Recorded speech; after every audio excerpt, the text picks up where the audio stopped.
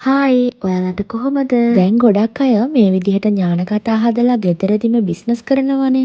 ඉතින් අද අපි බලමු හරියටම ඥාන කතා හදාගන්නේ කොහොමද?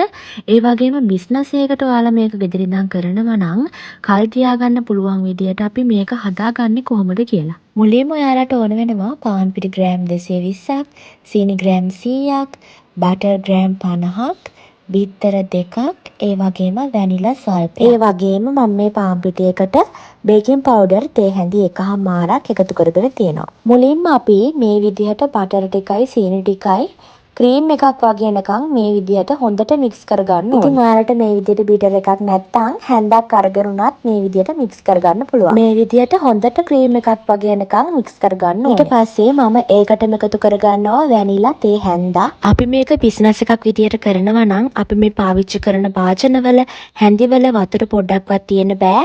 එහෙම වුණොත් මේක ඉක්මනටම නරක් වෙන්න බලනවා. ඉතින් ඔයාලා වැනිලා ටිකක් දාගත්තට පස්සේ ආයෙමත් මේක ක්‍රීම් එකක් වෙනකන් මේ විදිහට ආයෙත් හොඳට මික්ස් කරගන්න.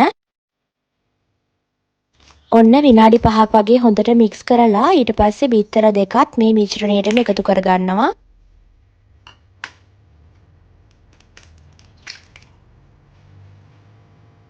බිත්තර දෙකක් දැම්මට පස්සේ ආයෙත් හොඳට මේ විදිහට මික්ස් කරගන්න.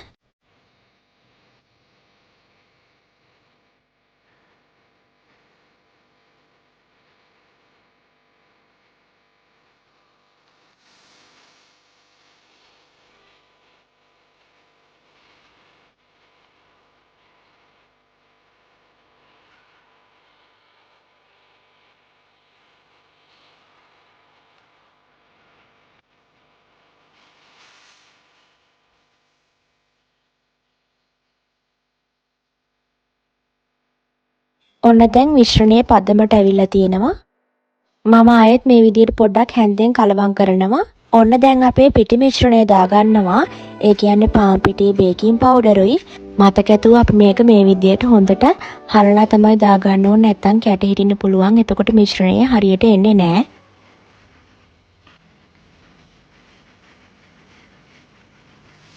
ඔන්න මම පිටි ඔක්කොම ටික මේ විදිහට දාගත්ත භාජනයට. පිටි ඔක්කොම දාගත්තට පස්සේ ආයෙත් හොඳට මික්ස් කරගන්න ඕනේ මේ විදිහට. ඔන්න මම හදාගත්ත මිශ්‍රණය නියම් පදමට ඇවිල්ලා තියෙනවා. මේ පදමට ආවට පස්සේ බීට් කරන එක නවත්තන්න ඕනේ. දැන් ඔයාලට තියෙන්නේ මේ විදිහට ට්‍රේ එකක් අරගෙන ඔයිල් පේපර් එකක් දාලා ඊට පස්සේ බටර් පොඩ්ඩක් උඩින් ගාලා මේ විදිහට චූටි කොටසක් අරගෙන හොඳට බෝල කරලා ලස්සන්ට හැඩේ හදාගන්න ඕනේ. ඉතින් මම මෙන්න මේ විදිහට තමයි හැඩේ හදාගන්නේ. ඉතින් ඔයාලට කැමති හැඩයකට හදාගන්න පුළුවන්. මේ විදිහට හදාගන්න. එතකොට ලස්සන්ට එනවා.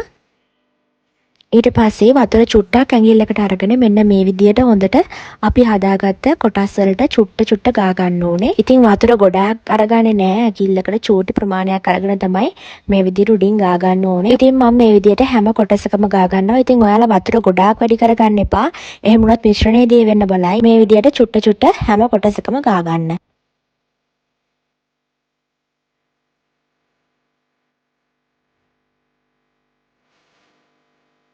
ඊට පස්සේ මේ විදිහට හැම කොටසක් මුඩින් සීනි දාගන්න තියෙන්නේ. ඉතින් මම මේ විදිහට සීනි ටික දාගන්නවා. සීනි ගොඩාක් වැඩි කරගන්න එපා. එහෙම වුණොත් පැණි රස වැඩි වෙයි.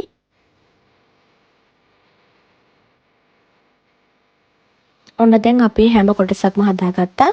ඉතින් මේ තියෙන්නේ සෙල්සියස් අංශක 180ට විනාඩි 25ක් බේක් කරගත්තට පස්සේ ඉතින් ඔයාලගේ oven එකේ උෂ්ණත්වය අනුව ඒක වෙනස් වෙන්න පුළුවන්. විනාඩි 20ක් මුලින්ම දාලා ඊට පස්සේ බලන්න ඔයාලා හරියට බේක් වෙලාද කියලා. ඊට පස්සේ ඔයාලට උෂ්ණත්වය වැඩි කරගෙන බේක් කරගන්න පුළුවන්. ඉතින් බලන්නකෝ හරිම ලස්සනට බේක් වෙලා තියෙනවා. ඒ වගේම හොඳ ක්‍රිස්පියට හොඳ රසයට තියෙනවා. ඔයාලට මේක ගෙදරම හදාගන්න පුළුවන් ලේසියෙන්. ඉතින් ඔයාලා බිස්නස් එකක් පටන් ගන්න හිතාගෙන ඉන්නවා නම් මේ විදිහට හදලා බලන්න. හරිම රසයි. ඉතින් කඩෙන් ගන්නවට වඩා ගොඩාක් රසට ඔයාලට මේ විදිහට ඥාන කතා ගෙදරදිම හදාගන්න පුළුවන්. ඔයාලත් මේ විදිහට හදලා අනිවාර්යයෙන්ම මට රස කියන්න කමෙන්ට් එකකින්.